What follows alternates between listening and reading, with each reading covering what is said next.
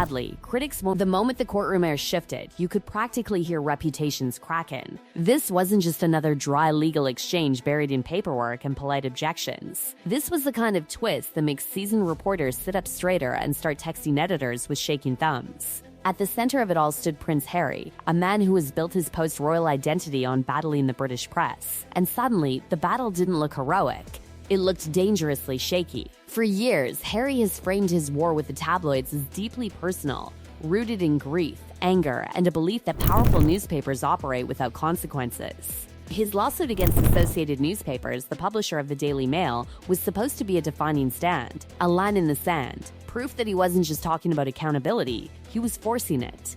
But courtrooms don't run on emotion, they run on credibility, and that's where things began to wobble. A key figure supporting the claims, Dr. Evan Harris, found himself under intense cross-examination. What unfolded wasn't a dramatic confession or a theatrical outburst. It was quieter than that, and somehow more damaging. A series of questions, a document, and the growing suggestion that his earlier statements didn't fully line up with the paper trail being presented. No gavel-banging theatrics, just the slow, uncomfortable tightening of a legal knot. Inside the courtroom, observers reportedly described the mood as tense, almost brittle. This wasn't just a technical dispute about paperwork. The defense, led by barrister Anthony White, zeroed in on inconsistencies that could make any judge pause. When a witness appears unsure about their own involvement with a key document, it doesn't just bruise one testimony, it casts a shadow over everything connected to it. And here's where the stakes get very real, very fast. Harry isn't just another claimant with a grudge and a lawyer. He is a global public figure who has tied his credibility, his narrative, and even parts of his commercial future to the idea that he is exposing media wrongdoing. Documentaries, interviews, memoir pages, they all circle back to the same core theme: the press crossed lines. And he is the one brave enough to challenge it. So when courtroom arguments start focusing on whether members of his legal team or supporting researchers were fully accurate in their sworn statements, it's not a minor hiccup, it's a credibility earthquake. Because in legal battles like this, perception matters almost as much as proof. There's also the cold, unromantic reality of British legal costs looming over everything. Before proceedings moved into the spotlight, the presiding judge had already warned claimants about the enormous financial risks tied to continuing.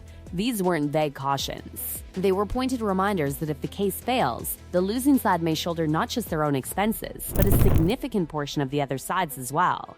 In high-profile litigation that stretches across years, those numbers don't whisper, they roar. For Harry, who stepped away from official royal funding and security, that warning carries extra weight. His life now runs on private deals, media projects, and carefully managed public image. A legal defeat wouldn't just sting symbolically. It could hit where even princes feel it, the balance sheet. But the drama doesn't stop with one disputed document. Another major fault line running through the case involves timing, specifically when certain claimants became aware of the alleged wrongdoing. Under UK law, there are limitation periods that restrict how long someone has to bring a claim after they knew, or should reasonably have known, about an issue. The defense has argued that at least two co-claimants, including Sadie Frost and Sir Simon Hughes, may have had relevant knowledge earlier than the legal cutoff allows. If a court agrees, parts of the case could be ruled out not because the allegations lack seriousness, but because they arrived too late under the law. That's the kind of technical knockout that leaves no room for emotional speeches or moral victories. And here's the twist that makes this feel less like a straightforward lawsuit and more like a high-stakes gamble. Harry chose to push forward even after judicial warnings about risk. That decision now hangs over every courtroom development like a flashing neon sign. Was it confidence in the strength of the evidence? A refusal to back down on principle? Or a dangerous mix of both? Meanwhile, the personal dimension can't be ignored. Harry's public break with the royal institution has already strained ties with his family. King Charles III continues to work within a system that relies on long-standing relationships with major media outlets. Prince William, too, operates in a world where managing, not suing, the press is part of the job. Every legal swing Harry takes at legacy newspapers risks widening the emotional and strategic gap between him and the institution he left. At home in California, life with Meghan Markle unfolds far from palace balconies, yet still under relentless global scrutiny. Their media partnerships with Netflix and Spotify were meant to tell their story on their own terms, but legal drama in London keeps dragging that story back into a courtroom narrative neither of them can fully script. And hovering over it all is the uncomfortable possibility that this case, intended as a bold strike for accountability, could end up reinforcing the very headlines Harry has spent years condemning. Not because a judge has ruled yet, not because a final verdict has landed, but because every shaky moment, every disputed statement, every procedural argument becomes fresh fuel for the media machine he set out to challenge. Right now, nothing is officially decided. Courts move slowly, and dramatic mid-trial moments don't always predict final outcomes. But one thing is undeniable. The image of a prince confidently dismantling tabloid power has collided with the messy, technical, unforgiving reality of litigation. And litigation does not care about symbolism. It cares about dates, documents, and whether every person on your side can withstand the heat of cross-examination without cracking. And as the days in court roll on, the story surrounding this case is starting to feel less like a confident march toward justice and more like a slow-motion stumble in front of a very large, very entertained audience. Because while legal teams argue over dates, documents, and who knew what when, the outside world is watching the narrative shift in real time, and not in Harry's favor. This lawsuit was meant to be his defining stand, the moment history would point to and say, that's when he fought back. Instead, it's turning into a lesson in how brutally unforgiving the courtroom can be when emotion collides with procedure. Every time a witness looks uncertain, every time a timeline gets questioned, every time a barrister calmly dismantles a point that once sounded powerful in an interview, the gap between public storytelling and legal reality grows wider. And let's talk about pride, because it's hovering over this case like a silent third party. Harry has never presented this fight as a mere legal technicality. He's framed it as moral, almost existential. In his version of events, this isn't just about compensation or corrections. It's about taking on an industry he believes caused deep personal harm. Walking away now, especially after so many public declarations, wouldn't just feel like a legal retreat. It would look like a personal defeat. But the courtroom doesn't reward passion. It rewards precision. And right now, precision is exactly what the defense is leaning on. Their strategy doesn't require grand speeches or emotional appeals. It just needs small fractures in credibility, small cracks in consistency, small procedural hurdles that pile up until the entire structure looks unstable. What makes this even more dramatic is how intertwined this case is with Harry's broader image. Since stepping back from royal duties, he's reshaped himself into a kind of media reform figure, someone who speaks openly about the psychological toll of intrusive coverage. That identity has fueled interviews, projects, and public appearances. If this case falters badly, critics won't just say he lost in court. They'll say his entire crusade was overplayed,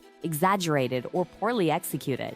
And the financial shadow stretching behind all this? It's enormous. Legal fees at this level are relentless, like a meter that never stops running. Teams of lawyers, research costs, court time, it all adds up with breathtaking speed. If the final outcome doesn't go his way, the bill won't just be a number in a headline.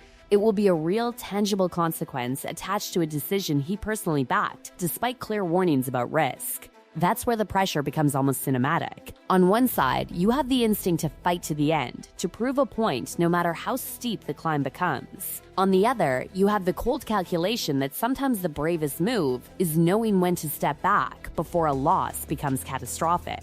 The question hanging in the air is whether Harry sees this as a hill worth everything, or whether he's too far in now to change course without feeling like he's betraying his own narrative. Meanwhile, back in Britain, the monarchy carries on with its carefully choreographed balance with the press.